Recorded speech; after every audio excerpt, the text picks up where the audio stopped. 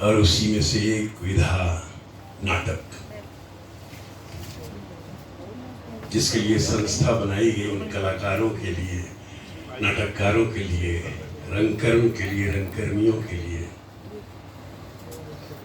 All India artist association 1955 में स्थापित हुई भारतवर्ष के महान नाटक के विभूति द्वारा। मैं नमन करता हूँ। और आज सौभाग्य की बात है कि मुंबई में ही मुझे ये पुरस्कार मिल रहा है, मुझे सम्मानित किया जा रहा है। क्योंकि रोहिदास हमेशा कहते थे शिमला आना है आपको, शिमला आना है आपको, तो वैसा योग बन नहीं पाया। लेकिन नाटक से मेरा जुड़ाव जो है बड़ा अद्भुत है। और मैं आज बड़ा खुश हूँ, इसलिए खुश हूँ कि ये जो पुरस्कार है, जो अवार्ड है, बलराज साहनी साहब का अवार्ड, वो हमारे इक्टा के सीनियर रहे हैं। और बलराज साहब ने एक नाटक किया था आखिरी क्षमा, जो हिंदुस्तान के आखिरी मुशायरा पे आधारित था, जिसको कैफी साहब ने ड्रामेटाइज किया था, एम एस सच्चू ने डायरेक्ट किया था। और बलराज साहनी साहब उसमें मिर्जा गालिब का रोल करते थे। 1969 में 1969 में लाल किला के उसी दीवाने आम में उस नाटक का प्रीमियर हुआ, जहां की 1857 में वो मुशायरा हुआ था। हंगल साहब जौक करते थे, कादर खान साहब आरिफ करते थे, इस तरह से काफी लोग थे उसमें। मैं बड़ा भाग्यशाली हूं कि उस नाटक को मैं पिछले 36 सालों से कंटिन्यू कर रहा हूं, आखिरी समय। और जब जब वो नाटक हम लोग करते हैं, बलराज साहब को याद करते हैं, हंगल साहब को याद करते हैं। और उस नाटक में मेरा जो सफर है, वो सफर बैक स्टेज से ऑन स्टेज तक का है। एक एक्टर के लिए बैक स्टेज बहुत ही महत्वपूर्ण है। आजकल तो एक्टर आते हैं डायरेक्ट मेन रोल चाहते हैं कि हमें मेन रोल मिल जाए और हम कुछ कर लें, और उसके बाद पता चला जब मौका मिला तो खुश हो गया, कुछ कर नहीं पा रहे हैं। तो सीखने की जो परंपरा है, सीखने की जो सीढ़ियां हैं, वो नेपथ्य ही है, बैक स्टेज ही है। बैक स्टेज से आप सीखते हैं, ऑन स्टेज जाके तो आपको परफॉर्म करना है। और ऑन स्टेज में अगर आपको क्राउड सीन मिलता है तो लड़के बड़े उदास हो जाते हैं कि मुझे क्राउड सीन मिल गया। क्राउड सीन आपको कॉन्फिडेंस देता है, क्योंकि 10-12 लोग क्राउड में होते हैं ऑन स्टेज। कौन क्या कर रहा है पता नहीं चल रहा है, लेकिन सब कॉन्फिडेंट है कि बाकी लोग संभाल लेंगे। फिर पता चला वन लाइनर, एक लाइन का रोल मिला। फिर पता चला छोटे छोटे रोल मिले, थोड़े बड़े रोल मिले।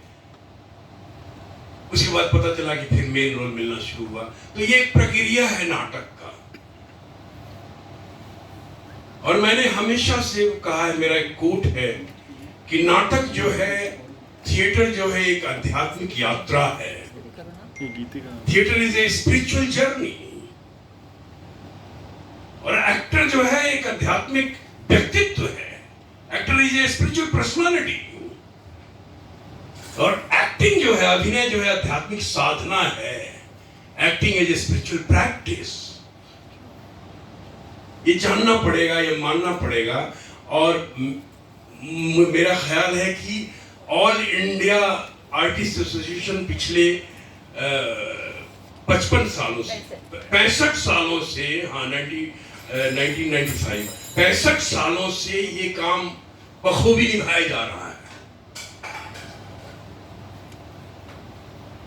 इस तरह की संस्थाएं भारतवर्ष में जो कार्यरत हैं। और आज तो एक नाटक का, एक थिएटर का एक मूवमेंट चला हुआ है भारतवर्ष में। हर गांव में, हर कस्बे में, छोटे शहरों में छोटे छोटे ग्रुप्स हैं और नाटककार कर रहे हैं, लड़के कर रहे हैं, रंगकर्म कर रहे हैं। एक प्रक्रिया चल रही है, किसी न किसी जिद करके, लग के, झगड़ा करके, कल्चरल मिनिस्ट्री में जाके कुछ दो, हमें कुछ दो, नहीं दिए तो लड़के इतने अपने आप में आ जाते हैं, कुछ कर गुजर जाने वाली भावना में कि अच्छा नहीं दे रहा है ना सरकार मदद, तो हम खुद ही करेंगे, हम लोग मिलकर, और करते हैं।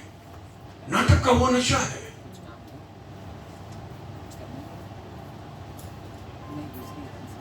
भी बड़ा शुभ दिन है मुंबई में, और कोरोना काल में हम लोग मिले हैं, ये बहुत बड़ी बात है। हमें धन्यवाद करना चाहिए उस सृष्टा को जो इस कोरोना काल में भी हमें मिलने का एक मौका दिया, और हम लोग मिल रहे हैं, हम लोग सांसें ले रहे हैं, हमारे फेफड़े मजबूत हैं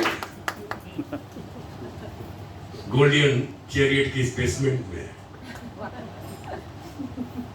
मैं बहुत सौभाग्यशाली हूँ कि मुझे रोहिदास जी रेखा जी ने मुझे आमंत्रित किया, और आज मैं अनूप जी के हाथों सम्मानित हो रहा हूँ।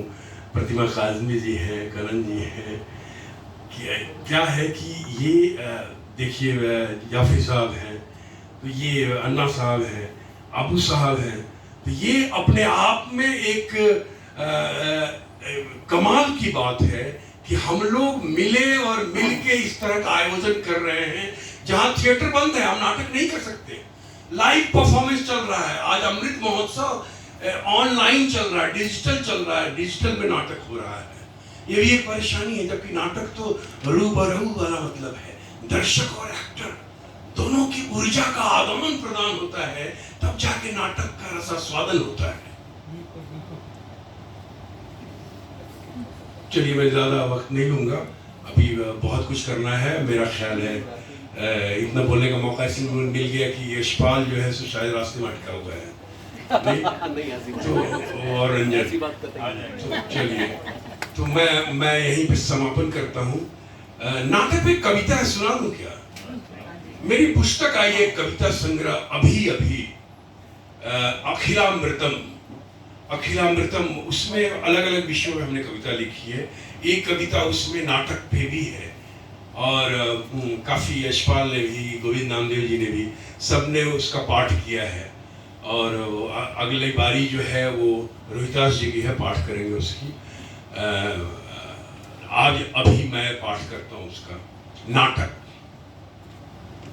कला का उत्कृष्ट रूप नाटक, काव्यों का उत्कृष्टर काव्य नाटक। उत्कृष्ट काव्यों में उत्कृष्ट रूप नाटक, शब्दों को दृश्य बनाता नाटक, विषयगत समग्रता नाटक, विचारों की व्यापकता नाटक,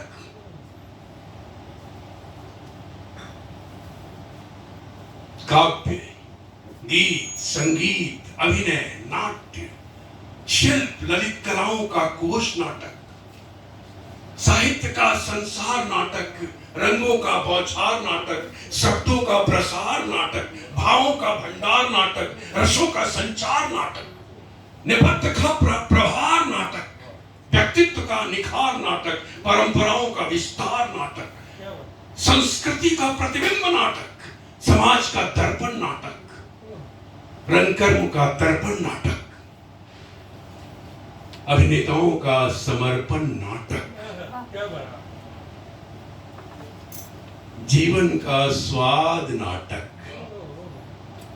संगीत की सुगंध नाटक, आहार्य का सौंदर्य नाटक, सौंदर्य की फुहार नाटक, कंठ, तालु, मूर्धा, दंत, होष्ठ, जिह्वा का उच्चार नाटक, सुर, राग, लय, ताल, गति का परिवार नाटक, धर्म, अर्थ, काम, मोक्ष रूप पुरुषार्थ से व्याप्त नाटक, भरत मुनि का उपहार नाटक, इंद्र की परिकल्पना नाटक, ऋग्वेद का संवाद नाटक, यजुर्वेद का अभिनय नाटक, सामवेद का संगीत नाटक, अथर्ववेद का रस नाटक, ब्रह्मा जी रचित पंचम वेद नाटक। धन्यवाद।